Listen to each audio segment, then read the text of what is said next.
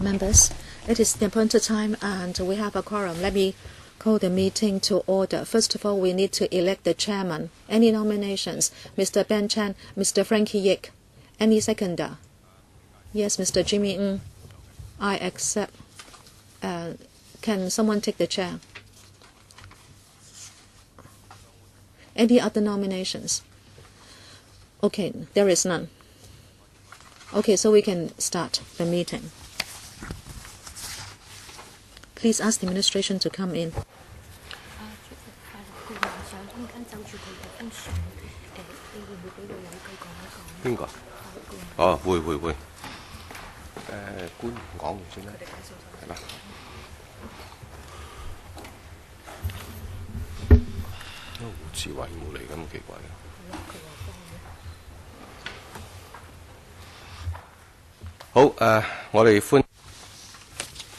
We welcome the officials.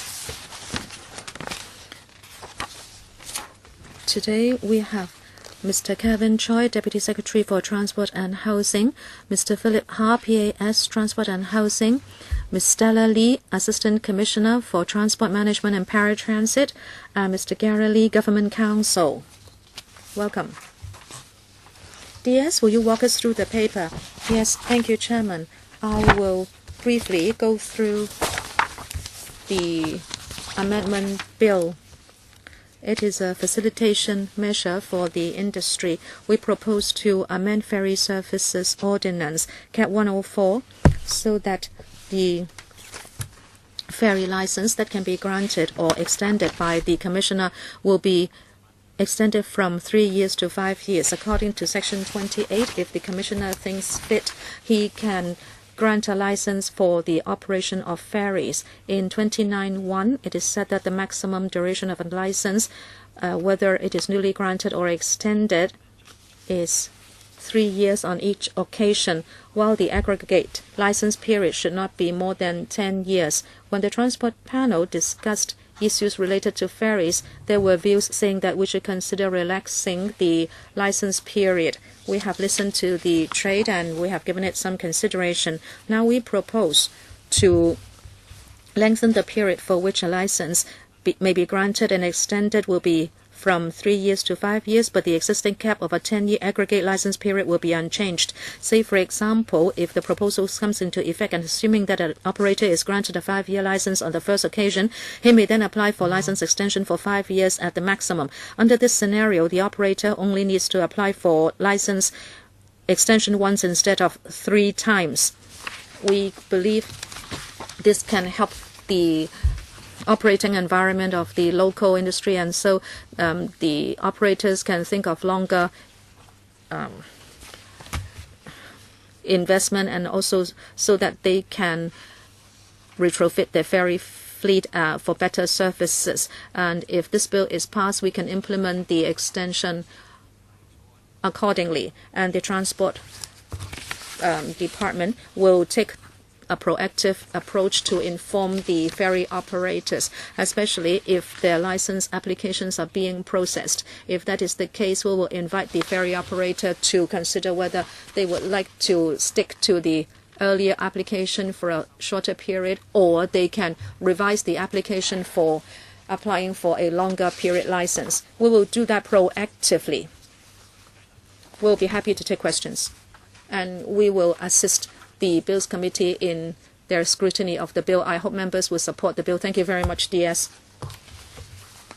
This is actually a rather simple bill.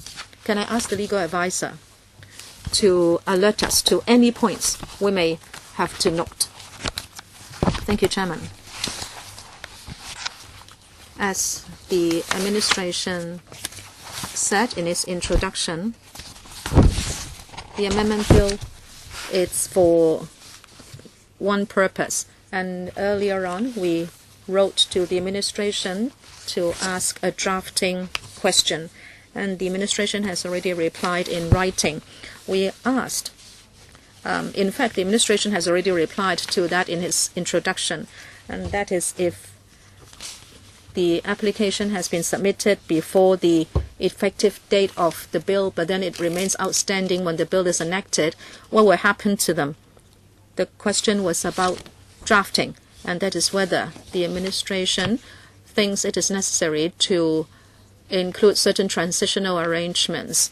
And the administration has already given a reply, and as they said in the introduction, they would hope to go by their existing procedures, which are administrative, to deal with such applications and how the transition should be handled. We'd like to see whether the administration would like to add anything. If not, in terms of legal and drafting aspects, we don't have other questions. The administration, any other supplement? We don't have any other supplement. Just reiterate. Say, for example, now there is an application. Of course, they're applying for a shorter period, but we will be proactive in liaising with the trade to ask them whether they would like to apply for a longer period license after the bill is enacted. We believe, therefore, we wouldn't need any transitional clauses. This is our own legal advice, and it is no different from what the legal advisor said just now. Okay, we can take questions. We have two, Ben Chan and Andrew Wen. 5 minutes each, including a reply. Ben Chan. Thank you, Chan.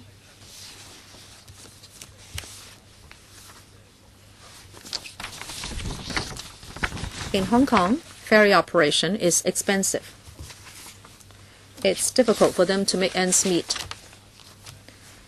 The license period is also short. Ferry operators are unwilling to invest. They keep the vessels as long as they don't break down and they don't make long-term investments. We believe this is the downside of the trade. Now the administration is willing to extend the license period, so operators will be more willing to make long-term investments. Well, we talked to the department. We said 5 plus 5, adding up to 10, whether it is a reasonable period. We actually proposed 6 plus 6, adding up to 12. Now you go for 10. Was that a product of your discussion with ferry operators? Is it that they are already willing to invest in their operation? What if it is increased to 12 years? Wouldn't they be more willing? And also, we understand that there is subsidy for certain vessel routes. In recent years, Park Island ferry services cannot continue because we know that there is no subsidy, and neither there is any for Discovery Bay ferries. Now the ferry services are reduced, and this is so unfair to people on Park Island and Discovery Bay. They also pay taxes. These people pay tax, and they are not subsidized with their ferry services, while other ferry services are subsidized. Why is it so unfair? What is the reason? Now that you propose to lengthen the license period, you say it will facilitate investment. But shouldn't you think about private housing estates? Maybe the private developer may promise to do a lot of things, but then when residents move in, well, they don't know what has been agreed between the developer and the administration, but now they are the people who are affected. Please think about how you can help people on Park Island and Discovery Bay so that they have sufficient ferry services. Okay, 2 questions. Thank you. I'll answer the questions. First one, well, I'll defer to the TD if necessary, whether we can further lengthen the license period, including the aggregate period. We, in fact, consulted the trade. Well, they had different views. They mentioned the operating cost. They said even if the license period is longer, there will still be unforeseeable issues that may crop up. So if you ask me whether there is a big difference between 10 and 12 years, they will say the difference is not big. But of course, basically, the longer the period, the better. But the law only empowers us. with an aggregate period of 10 years, and they also felt that that was appropriate when we consulted them.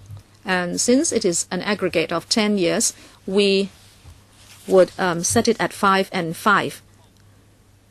We think it is the easiest way to do it. And even if you put it at 6 plus 4, it will not be very helpful. So we say people just need to renew once. But we will be happy to listen to the trade. If they tell us the aggregate period of 10 years is still not enough and they want it longer, we will be all ears. But when we consulted the trade this time around, they thought that 10 years was appropriate, and therefore we have decided to go for 5 plus 5. Second, there are 6 major outlying island routes where there is subsidy given.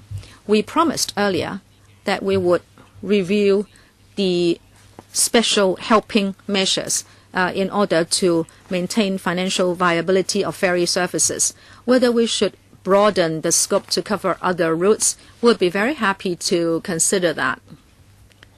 Work is going on, and we'll be very happy to revert to the panel to report the results of our review.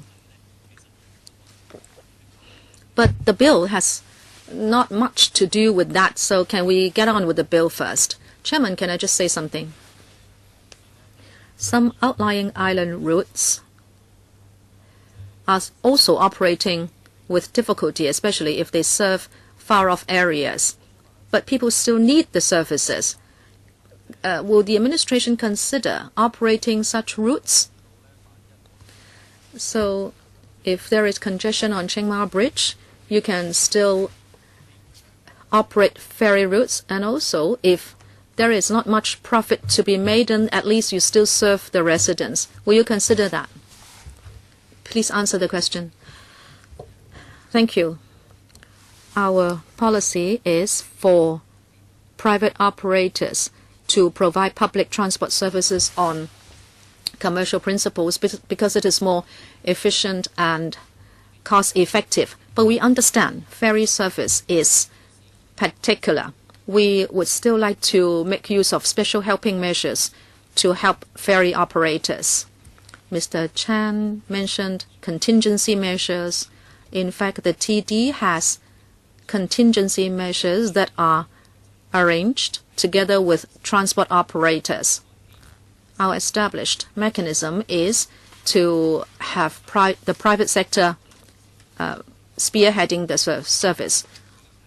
But then we will give consideration to particular financial difficulties of certain routes. We will look at it from that angle. Mr. Andrew Wan, well, the bill is simple, but it has a deep meaning. As you can see, it wants to achieve certain purposes by lengthening 3 years to 5 years, and that is to encourage operators to make long-term investments. This is because the service and the vessels are not of good quality. Secondly, to add non-fare box revenue so they can cross-subsidize fares. My question is on these 2 points. I have no particular views on extending 3 years to 5 years. In fact, that was what we proposed at the last meeting. I'd like to ask you how you can achieve your 2 stated purposes. One, you encourage them, but will they do it in the end? That's important. Secondly, will there be any tendering conditions in future to, for example, ask them to buy new vessels or to change to larger volume vessels? And also, what are the measures to help them add non-fare box revenue? Say, if you don't have specific measures to help them, are you going to just sit there and encourage them? You should tell me some measures by which you don't only encourage them, but then you would actually be helping them to achieve the 2 purposes. Deputy Secretary, thank you very much for the question. First of all, I'd like to thank Mr. Wong for supporting the proposal to change the license duration from the license period from 3 years to 5. This is only one of the measures. For ferry licenses, whether we are talking about tendering or supervision of these operators, we will continue to supervise the quality of their services as well as the operators' financial performance. We would continue to conduct the work through TD. And as I said, the change of license period from 3 years to 5 would tie in with other developments, such as whether operators would need to use the piers. The situation for each ferry route might be different. At some piers, non-fare box revenue might be possible, while for other piers, it might be difficult. So ourselves, TD, and the ferry operators would work hand in hand. As for the replacement of vessels, would the change of license period from 3 years to 5 automatically lead to new investments by the operators?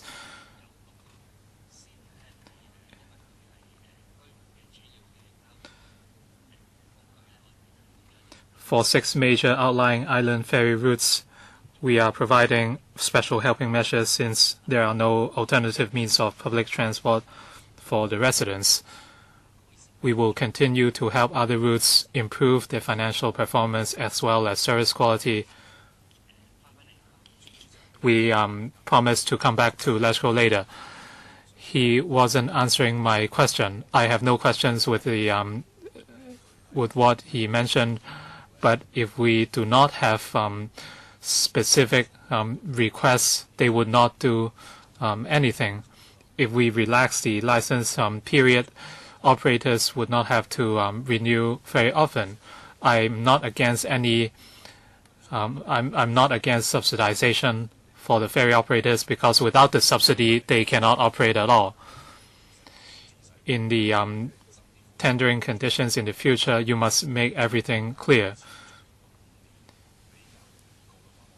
And if they fulfill certain criteria, the next renewal application could be approved more easily. That way you can provide an incentive. In terms of subsidy, I agree we should give them a hand, or else they might not be able to operate. You should expand the subsidy to ferry routes beyond the 6 major outlying island routes. In many routes, service quality is lacking. For the Park Island route, it is about to be terminated. I believe this is due to the land grant conditions. For outlying islands or remote islands, you should have a consistent approach on the ferry routes. I hope that you can come up with a concrete timeline for what you just promised. Deputy Secretary, in terms of introducing provisions in our tendering exercise to improve service quality,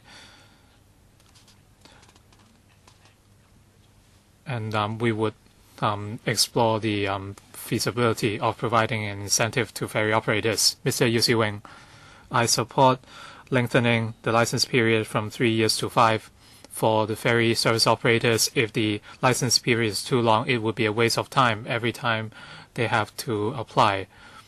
So they have to consider their investment and returns. So I find this amendment appropriate.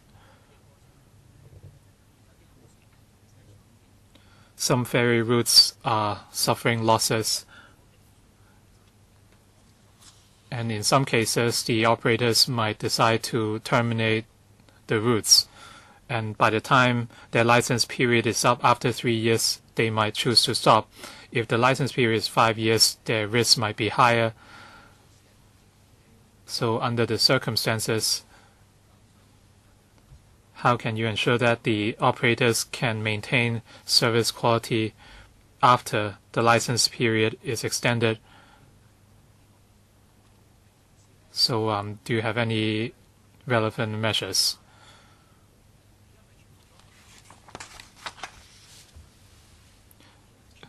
Are ferry operators all currently operated by ferry operators? Not all. So if the answer is no, some ferry piers should be operated by the operators, and for some operators this might be a source of revenue, while for others it might be a burden.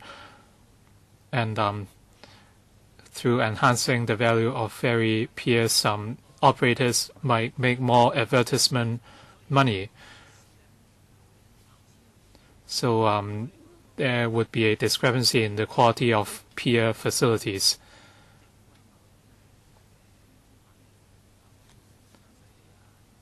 For ferry piers, the government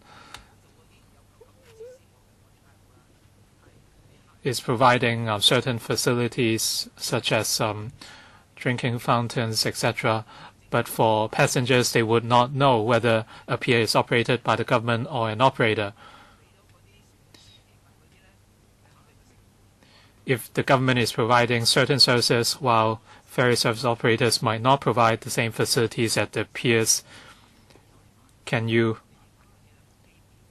require ferry service operators to install certain facilities at every pier? For example, these include washrooms, drinking fountains, Wi-Fi service, display panels that indicate the departure times, etc. Would that be possible? Thank you very much for the question. In terms of the risk of suffering losses, would such risks increase due to an extension in the license period? The short answer is no.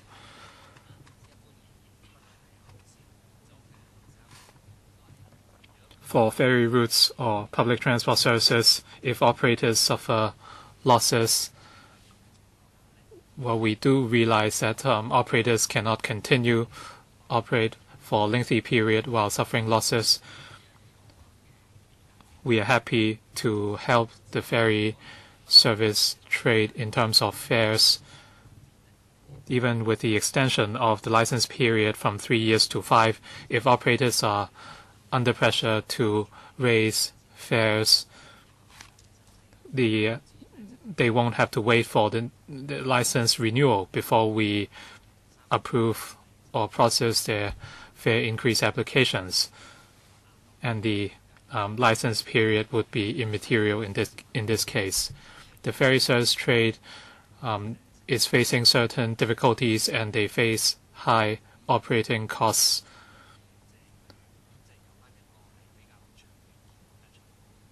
This is why we want to help the operators maintain financial stability so that they can provide quality services to passengers.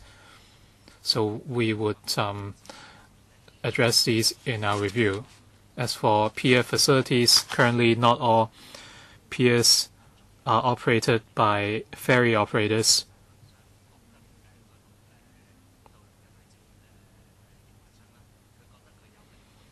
If a ferry operator finds it profitable, they would request the right to operate the pier, and they might install certain facilities. As for the requirement to ask operators to install certain facilities at private piers, this is something we would explore. However, currently not all public piers have their own characteristics or Wi-Fi connectivity, but we do agree that privately operated piers should be of a certain quality. That is why we would provide support to enhance the quality of facilities. There was no such requirement in the past, so in the future we should embrace a different approach.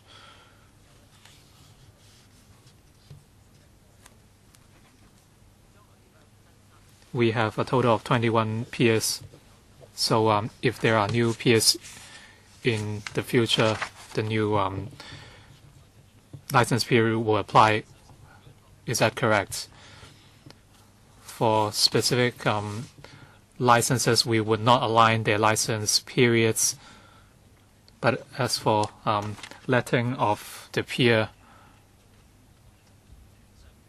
the letting period would align with the license periods, and we can see why it's beneficial to change the license period from 3 years to 5. If operators operate a pier, then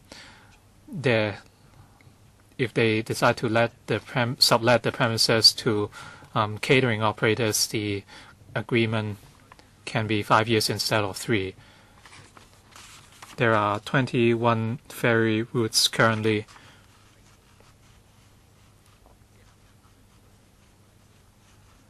And the ferry piers would be subject to the new requirement.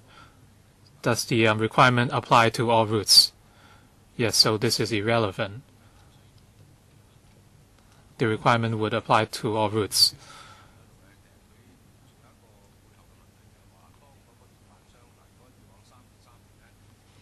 In the past, the license period was 3 years. But if the period is extended to 5 years, then the operators might be subject to greater risk. So is there an exit mechanism if they decide to quit? In that case, how can you maintain the provision of services? You have to consider the needs of residents. I would defer to the TD to explain the mechanism. The exit mechanism would not change. Of course, we hope that it would not happen, but when an operator quits, it would usually mean that the cost of operation is high. Even if we conduct another tendering exercise, we might not be able to find another operator. The exit mechanism would remain unchanged. Ms. Lee?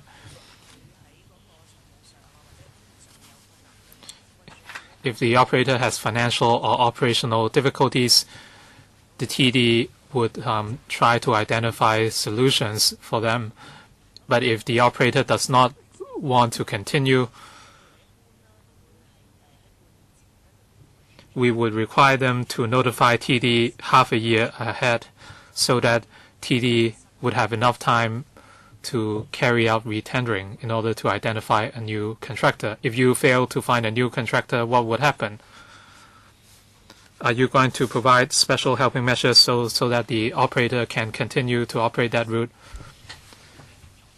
As we said, at this juncture, the special helping measures only apply to the 6 major outlying island ferry routes. For operators with genuine operational difficulty, we will certainly offer assistance, especially those offering services currently. A review is underway, and we will report to LegCo in due course. Ms. Adishu, thank you.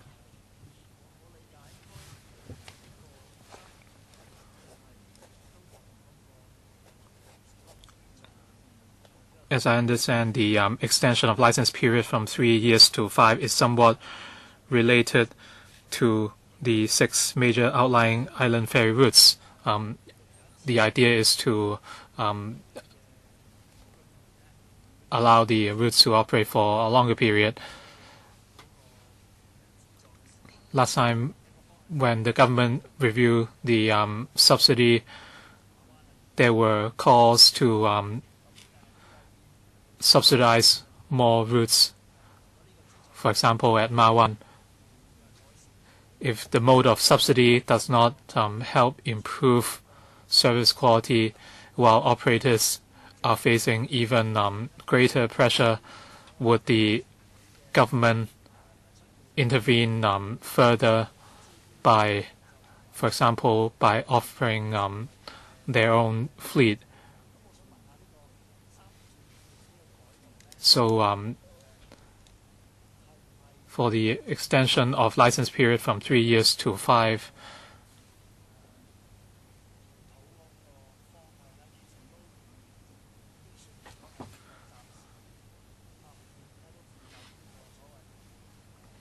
does the government not plan to introduce government fleet in the next 5 years? So you're just talking about the amount of subsidy instead of the number of routes that will be subsidized. DS. Thank you for the question. Let me explain. The bill seeks to extend the license period from 3 years to 5 years. And there is a subsidy or special helping measures for 6 major routes. And also we are reviewing the effect and whether that will be broadened. Well, these two are quite separate.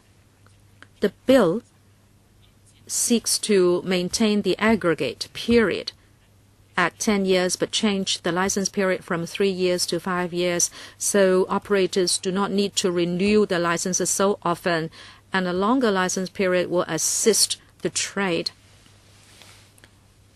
In particular, which are also operating piers for non-fare box revenue.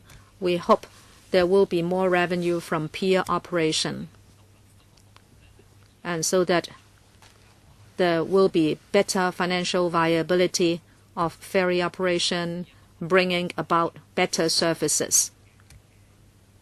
That is why we propose this bill. As for the special helping measures, well, that is something separate. As we said, we are now reviewing the effectiveness of these 6 major routes and also whether the measures can be extended to other routes. We will report the result of our review to the transport panel. Perhaps Mr. Chu was not in the room. Let me reiterate. With regard to public transport, including ferries, we would like to have private operators provide them on commercial principles. But we understand that financial viability is important, and if necessary, we will intervene financially, meaning the special helping measures which are being reviewed. For now, we are not considering intervening to a larger extent, as Mr. Chu was asking. But this bill has nothing to do with that. It is not that we won't think about that in 3 years or 5 years' time. We just said that the review was about the special helping measures. We are reviewing that concept, and we will be reporting back to Council. Thank you, Chairman. Can I ask a follow-up? The DS mentioned that given a longer license period, the operators can make use of the pier to generate more revenue. On the other hand,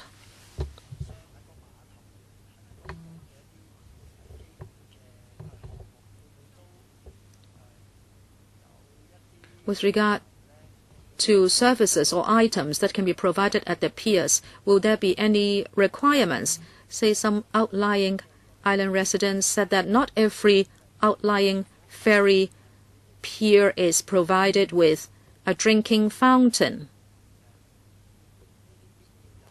Did you impose these basic requirements on the operators, given that you are giving them a longer license period? Thank you for that follow-up question. Mr. Yeo asked a similar question. We will be happy to give it consideration. Now that we give them a longer license period,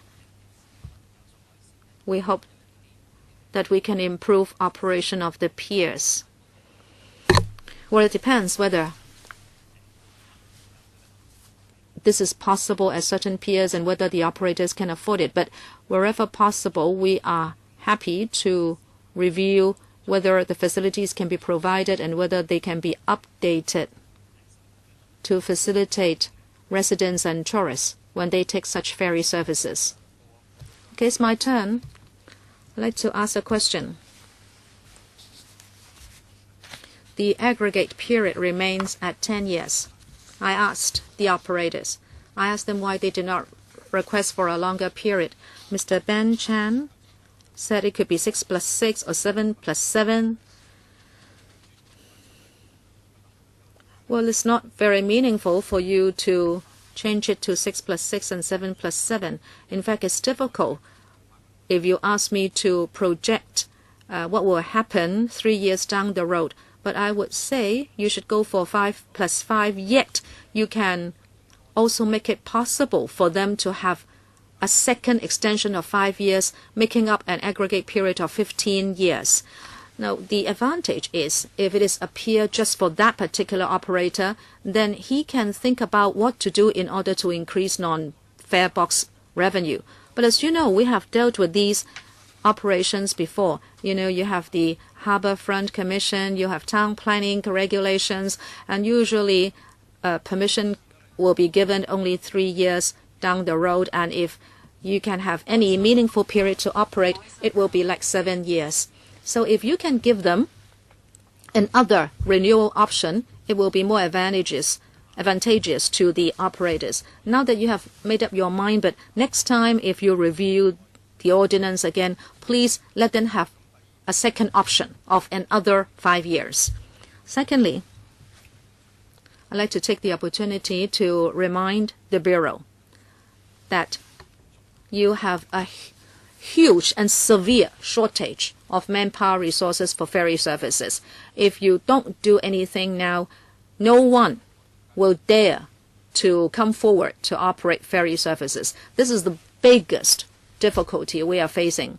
Please take it up with the Labor and Welfare Bureau. It is not that someone will show interest and he can operate ferries. You have to spend 5 years in order to train up a captain. Any other questions? Okay, if not, anything else from the Bureau? I have no supplement, but thank you, Chairman, for your views. We will consider them. Legal advisor, nothing else? If not, we can go for clause-by-clause examination. Who will lead the examination? Can I ask Mr. Philip Ha to do it? Clause 1, short title. This ordinance may be cited as the Ferry Services Amendment Ordinance 2018. Clause 2, Ferry Services Ordinance amended. The Ferry Services Ordinance Cap 104 is amended as set out in Section 3. Clause 3, Section 29, amended, period of grant. Section 29 bracket 1 and bracket 2, repeal 3 years, substitute 5 years. That's it. Members, any questions? If not, this is a rather simple bill. Members asked to have a Bills Committee, in fact, just for the opportunity to express their views on long-term operations of ferry services as a policy. DS, you said that you would report back to the Transport Panel. When? About when will you come back? We hope we can come back in the first half of next year. So in the first half of 2019. Okay, thank you very much. Thank you, Chairman. Thank you, members.